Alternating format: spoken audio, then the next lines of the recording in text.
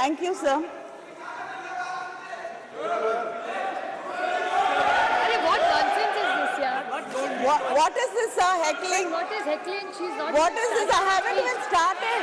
Sir, what is I don't this, even yeah? understand. நீங்க என்ன பேசுறான்னு புரியாது. I know. எதுக்கு புரியாம பேசுற?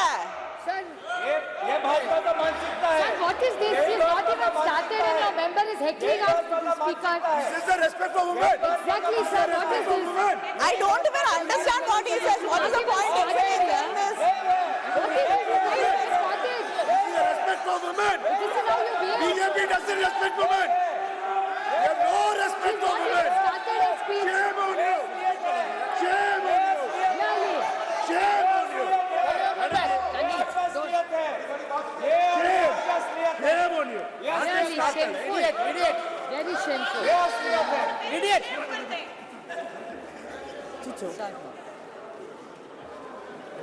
Sir, I stand here and I'm happy to be speaking about the Women's Reservation Bill, and it is one of the very few bills I think most of us would agree on. And we thought this bill will be passed with all of us supporting each other and standing together.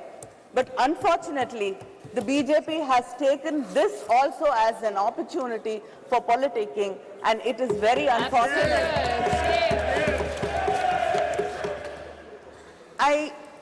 I'm just reminded of what Periyar said when I see the BJP speaking here and heckling us, that the pretense of men that they respect women and that they strive for their freedom is only a ruse to deceive them. You did. Just you did. That is your first example. I'd like to quote the former Chilean president, Michelle Bachelet. A better democracy is a democracy where women do not only have the right to vote and to elect, but to be elected. In 1990, after the Montego-Chelmsford reforms were passed, we got the rights to vote, especially in the Madras presidency and the Bombay presidency. The Justice Party, Needhi Katchi, passed a resolution on 10th May 1921 to grant voting rights for women for the first time in India. In 1927, Tamil Nadu elected its first women legislator in the country, Dr. Muthulakshmi Reddy, who was instrumental in abolishing the Devadasi system. But sir, nearly 100 years after that, we still have not passed the bill. In 1929, Periyar, in the Self-Respect Conference in Chengalpet, passed a resolution insisting on reservations for women in education, employment, and politics. The Women's Reservation Bill was first brought with the support of the DMK during the United Front government in 1996 September. And then Thiru Devegowda, who was the Prime Minister, brought this bill, and the Law Minister Ramnath Kalab was the one who presented the bill in this house. Then again, our respected former Prime Minister Vajpayee ji again brought this bill, but it was the UPA government in 2010 which passed it in the Rajya Sabha. Yes. And I got an opportunity to speak on the bill in the Rajya Sabha, and that was 13 years ago. And I've got an opportunity to speak on this bill again here. Yes. And we're still speaking about this bill and debating it for the past 13 years. Only house is dead. Only house is dead. House is dead. The Women's Reservation Bill is a poll promise of the BJP. Yet, many leaders had to urge them to bring this bill and to pass it. Our leader Kalangar had written to the Prime Minister in 2014 to pass this bill. Madam Sonia Gandhi wrote to the Prime Minister in 2017 requesting him to pass this bill. Our Chief Minister M.K. Stalin wrote to the Prime Minister again in 2017 requesting and urging the government to pass the bill. He said, the bill which was moved to empower women's voice in the legislatures and parliament of our great nation is struggling to succeed. This is really disheartening. The DMK even conducted a rally in Delhi from the Mandi House to the Jantar Mantar, and we had a march, and like-minded women leaders and women's organizations participated in the rally. I myself have raised this issue of bringing the reservation bill many times in Parliament, and to many of my starred and unstarred questions, the government's reply was very consistent.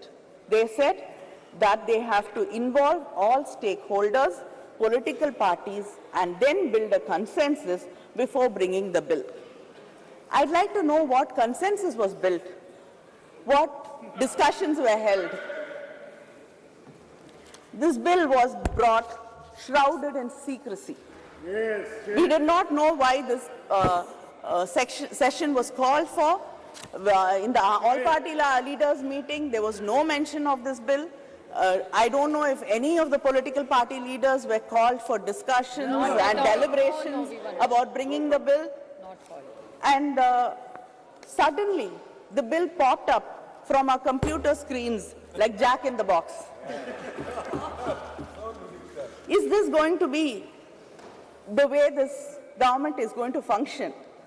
Like we've suddenly seeing that there are lotuses blooming, springing from the uniforms of our secretariat staff. Is everything going to be a surprise like this?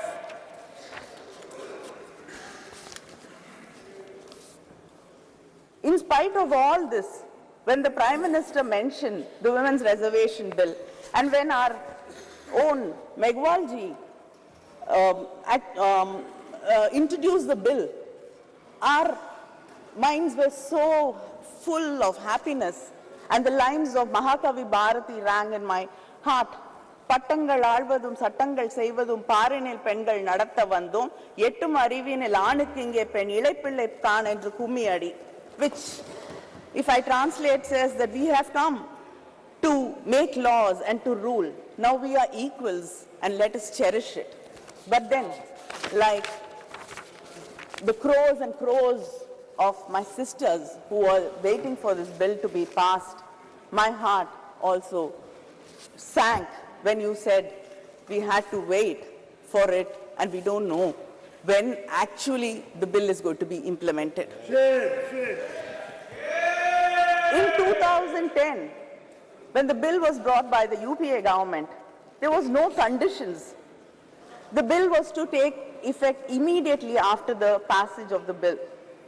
But the bill which was presented yesterday clearly says the reservation in Clause 5, it states the reservation of seats for women in the House of the People, the Legislative Assembly of the State and the Legislative Assembly of the National Capital Territory of Delhi shall come into effect after an exercise of delimitation is undertaken for this purpose, after the relevant figures for the first census taken after the commencement of the Constitution. Our leader, Muthuvel Karunanidhi Stalin, in his statement today has said that India is the only country which has not conducted the decadal census. And if delimitation is going to be based on population census, it will deprive and reduce the representation of the South Indian states. It will become like a sword hanging on our heads. Yes. He has said that we support the bill. But he asked this question, why should the implementation be connected to the delimitation? Yes, why? And it is, he says, it is a strange drama staged by the BJP, keeping in mind the 2029 elections, 2024 elections. And we cannot ignore the representation for women from the backward classes either. He has emphasized that the doubts and the fear in the minds of the people of Tamil Nadu and the South Indian states about our representation being reduced should be clarified, and there is a fear in the minds of the people that our voices will be undermined.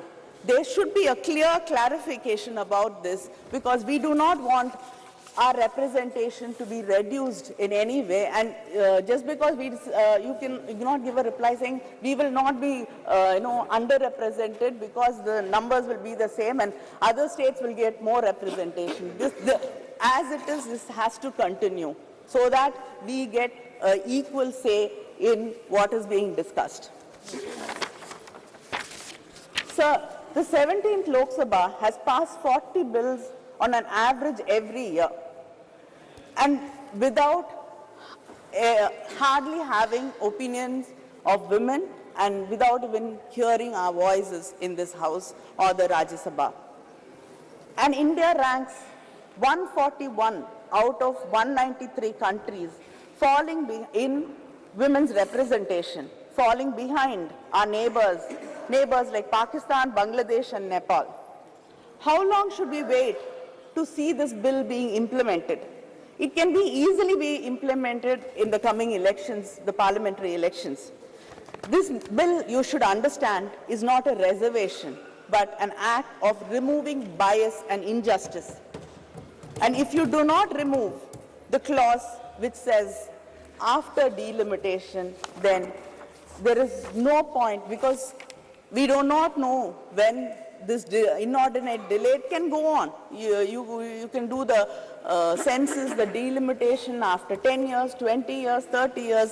The wait will continue going on. 2021 is not done. And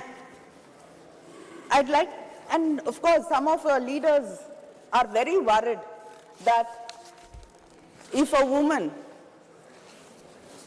becomes like a man, like if a man becomes like a woman, he gets the qualities of a woman, then he becomes God. But when a woman becomes strong, brave, then it is not something which is acceptable and she becomes a devil. You believe in God, you believe in Hinduism, and I'd like to ask, what is Kali? Isn't she brave? Yes. Isn't she strong? Yes. So who are you insulting? If this is why cannot women be strong? Why cannot women be brave? There are stories of, haven't women participated in the independence struggle? Haven't women fought wars? Haven't you seen leaders, strong leaders like Mrs. Indira Gandhi in this country? It is this kind of words which actually put fear in our hearts. And yes, Jayalalitha was a strong leader. I accept. I have no hesitation in accepting that she's a very, very strong leader. Well done, Kani, well done. Well done. Leader admitted. Exactly. Well done, Kani. And Mayawati ji, Madam Sonia Gandhi.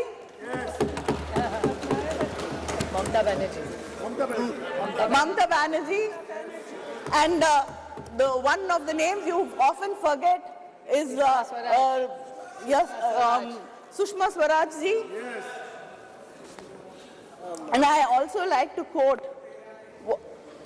You can keep what if you don't want it. I like to quote what Shri Arun Jaitley ji said when the discussion in Rajya Sabha happened.